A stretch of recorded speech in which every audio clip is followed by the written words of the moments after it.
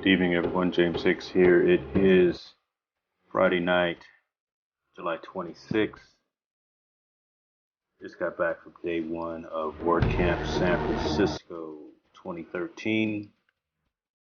Thought I'd do a quick 5-6 minute recap of my day's experiences, kind of the things that I saw, kind of the things that I expected to see, and what we're looking forward to tomorrow. So, that being said, WordCamp San Francisco, as always, this is the one that everyone wants to attend. Mission Bay Conference Center is the one that we all know. Matt's going to be there talking about the state of the word. That's going to happen tomorrow, actually. But today was just like every other WordCamp that I've been to, and that's a good thing from the perspective that there were a ton of folks that were in attendance.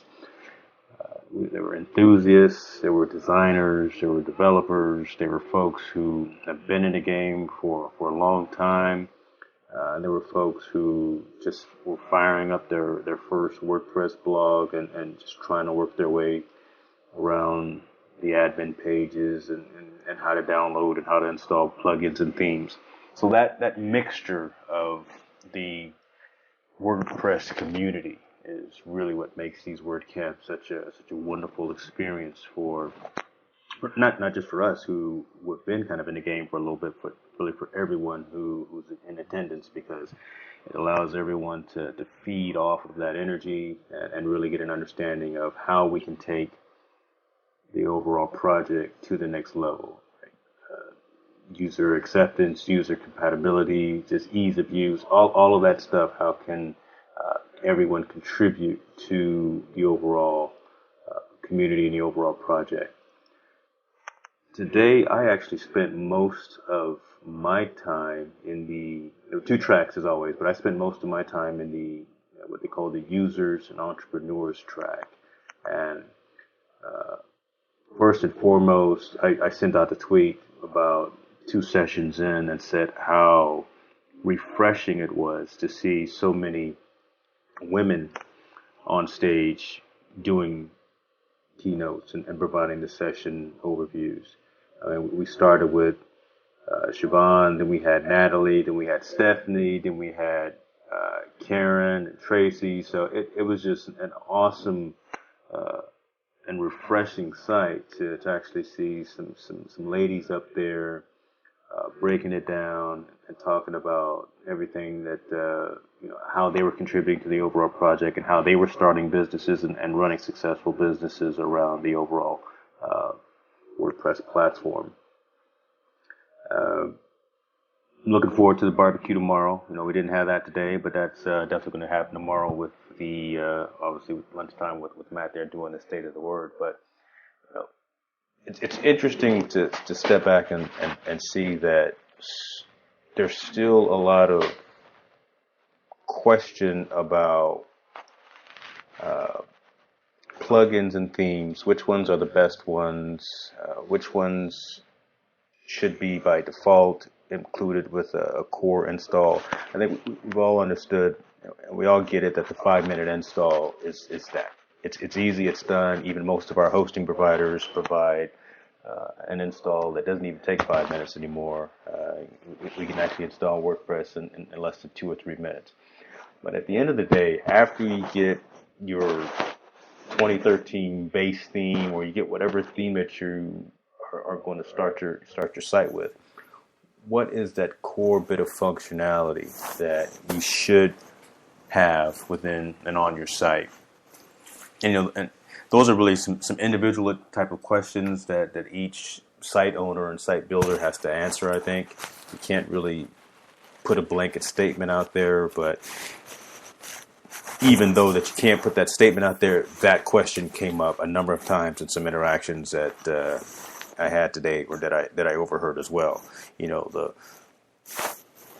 Should I put an SEO plugin on there? Should I put a contact forms plugin on there? Should I put social media type of collection? Should I put an analytics plugin on the site? And the answer to all those questions really is maybe. It all depends on the goal of your site and the goal of what you're trying to achieve. If you're trying to bring in revenue, if you're trying to bring in sales off of your site, then obviously, yes, you're going to want to have some analytics types of tools. You're going to want to have some social sharing types of tools. You're going to want to have contact forms and things of that nature.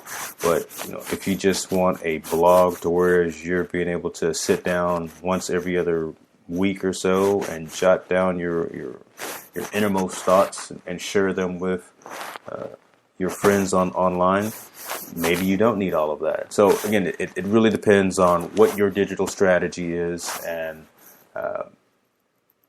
answering a handful of questions. And I believe it was Natalie McLeese who positioned or posed these questions to us. And it really is, it's just the why, the who, what, where, when, and how. Those are the basic questions that you need to answer. Why are you building the site? Who is the site targeted to? What are you trying to do? When do you do the updates? And how do you want to track that information? How do you actually want to maintain that information, things of that nature? So some good conversation today. I think probably the only, if there was a negative or if there was a kind of a pain point of the day, it was the distribution of the official T-shirts, which turned into a little bit of a cluster since it was in the middle of the day and it was right in front of one of the auditorium rooms, and that just, there's so many people. I think it's a good problem to have, maybe, I guess, right? Since there's so many people at this particular WordCamp, it just turned into a little bit of a cluster of confusion. But it's great to see everyone. It's great to see a lot of the folks that I've seen at previous WordCamps and even at Pressnomics, which is another WordPress-centric conference that happens in October timeframe in Arizona, which a lot of the folks that I'm seeing here today and tomorrow are also going to be attending. But I think that's really the key takeaway to a lot of these WordCamps: being able to communicate, being able to collaborate, and really being able to build off of what all of your counterparts are doing. So we're still going to be working on a live blog for tomorrow. I wasn't able to do it today because silly me left out of the house at 4 o'clock in the morning and got everything but forgot the power adapter to my laptop. So I wasn't really able to be as productive as I wanted to. And live blogging from a smartphone just doesn't cut it. So I've already got it packed. I'm going to have everything tomorrow. Again, I think that I'm actually going to bounce around a little bit tomorrow between the users and entrepreneurs track and the developers and designers track. There's some key folks that I want to see.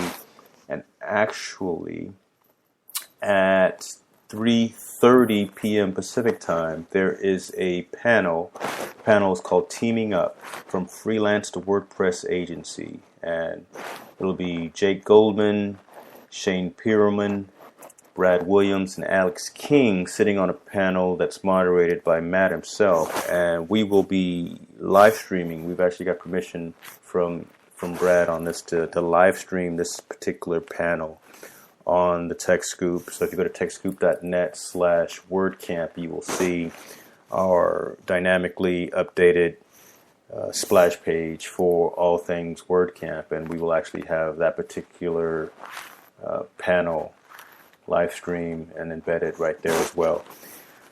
Follow me on Twitter at James Hicks. Again, the TechScoop.net is where all of the content and all of the information about WordCamp, this particular WordCamp and all future WordCamps, will be hosted. Reach out to us there, and look forward to talking to you guys soon. Thanks very much.